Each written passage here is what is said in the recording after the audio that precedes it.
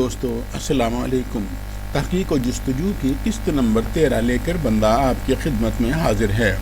یہ بات واضح رہے کہ تمام کے تمام قدیم مصری فن حنوط کاری کے ماہر نہ تھے، بلکہ قدیم مصریوں کا ایک مخصوص طبقہ اس کام کو پیشہ ورانہ طور پر اپنائے ہوئے تھا۔ یہی طبقہ تمام قدیم مصری قوم کی لاشوں کی حنوط کاری کا کام قیمتاً سر انجام دیتا تھا۔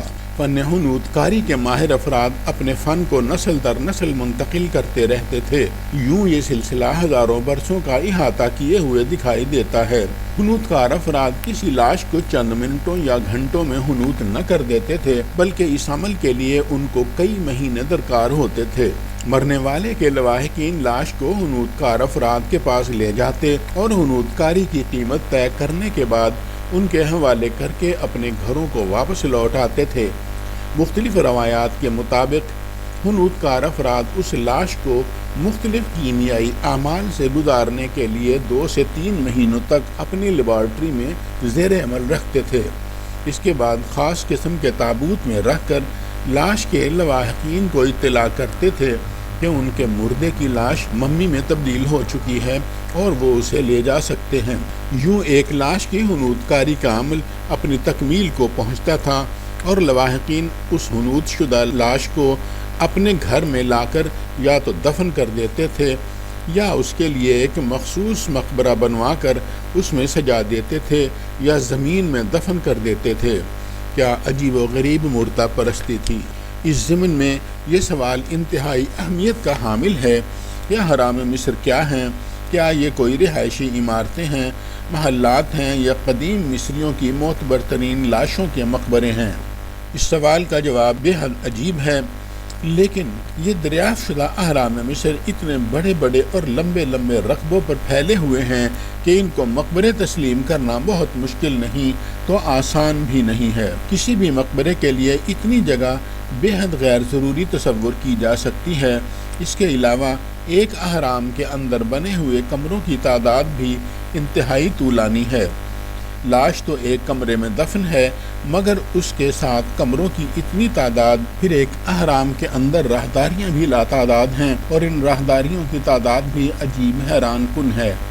کسی بھی اہرام مصر کی اندرونی ساخت ایک طرح بھول بھلیاں سے کم نہیں ہے۔ راستے اتنے پیچیدہ اور خوفناک ہیں کہ انسان سہمے بغیر نہیں رہ سکتا۔ کمزور دل کا انسان شاید وہاں سے خوف زدہ ہو کر ہی نکلتا ہوگا۔ حضرت انسان بھی کیا عجیب و غریب جانور ہے کہ تحقیق و جستجو کی غرض سے ہر خوفناک اور ہیبتناک مقام سے ہو گزرتا ہے۔ اس وقت کیا بلکہ برس ہا برس سے اہرام مصر ایک علیحدہ مضمون کے طور پر اپنی حیثیت منوا چکے ہیں۔ اہرام مصر پر بے شمار کتابیں لکھی جا چکی ہیں۔ بے شمار افراد ماہرین اہرام مصر کے طور پر مسلح حیثیت اختیار کر چکے ہیں۔ اہرام مصر اپنی دریافت کے بعد سے آج تک ایک معمہ کی شکل اختیار کیے ہوئے ہیں۔ یہ معمہ کیا ہے؟ کوئی نہیں جانتا کہ ان کو کس نے تعمیر کیا اور کب تعمیر کیا۔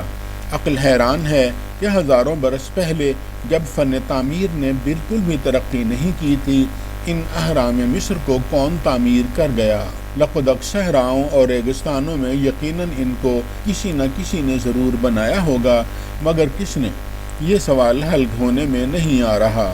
ماہرین سر کھپا رہے ہیں، تحقیق و جستجو میں لگے ہوئے ہیں، مگر یہ سوال اپنی جگہ بدستور مضبوطی کے ساتھ قائم ہے کہ اہرام مصر کس نے بنائے۔ یہ حقیقت ہے کہ تاریخ اس بارے میں مکمل طور پر خاموش ہے کہ اہرام مصر کس نے بنائے۔ معلومہ تاریخ ذرہ برابر مدد نہیں کر پا رہی کہ اہرام مصر کے معمار کون لوگ تھے۔